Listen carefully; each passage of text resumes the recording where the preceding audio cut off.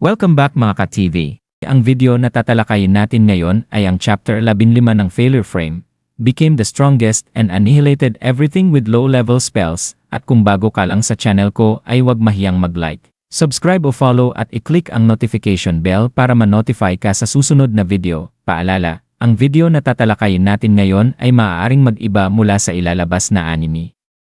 Hindi ko inaangkin ang mga drawing o anumang materyales na ipapakita. Ang layunin ko ay magpakita ng suporta at magbigay ng impormasyon tungkol dito.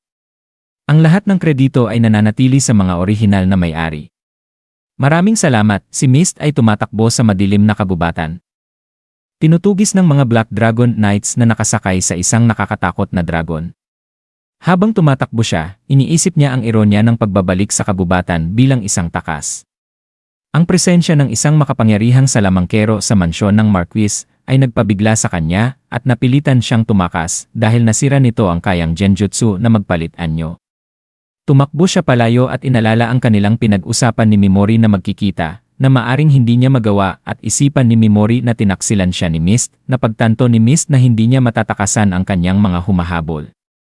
Hindi nagtagal, siya ay napalibutan ng mga Black Dragon Knights, na kinikilala bilang pinakamalakas sa mundo. Ang mga mandirigmang ito ay pinamumunuan ng makapangyarihang 5 Dragon Warriors, ngunit sa ibabaw nilang lahat ay si Sivit Gatland, na kilala bilang pinakamalakas ng sangkatauhan.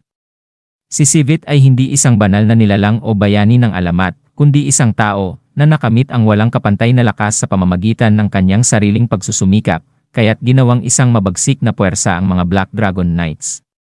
Ang kanyang presensya lamang ay nagpapatibay sa kanilang reputasyon. Isang sundalo ang nagulat kay Sivit na natagpuan na ng Team Oban si Mist. Habang pinagmamasdan ni Sivit ang sitwasyon, sinabi niya na bagaman ang utos ay patayin siya, siya ay nagtataka sa lakas ng Valkyrie ng Ie. Naramdaman ni Mist ang presensya niya at nadama ang matinding presyon. Ang pag-iisip na haharapin si Sivit, kahit na matalo niya ang ibang mga mandirigma, ay nagpapanginig sa kanyang mga tuhod. Lumaban siya ng buong tapang, pinagtataga ang mga sundalo. Ngunit maging ang mga karaniwang mandirigma ay malakas. Si Kizon, isa sa 5 Dragon Warriors at ang bise-kapitan ng koponan ni Oban, ay hinarap si Mist.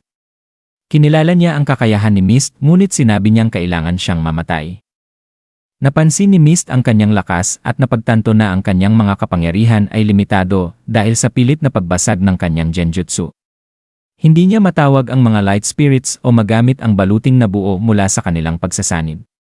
Kailangan niyang umasa sa mga espiritong natitira sa kanya. Habang sila ay naglalaban, tinutuya siya ni Kizon na napapansin ang kanyang pagkapagod at kawalan ng buong lakas. Inalisan siya ng sandata at itinali ang kanyang mga kamay sa likod. Si Kizon, na may nakakasindak na tono, ay nagsabing nagbago ang kanyang isip tungkol sa basta na lang siya patayin.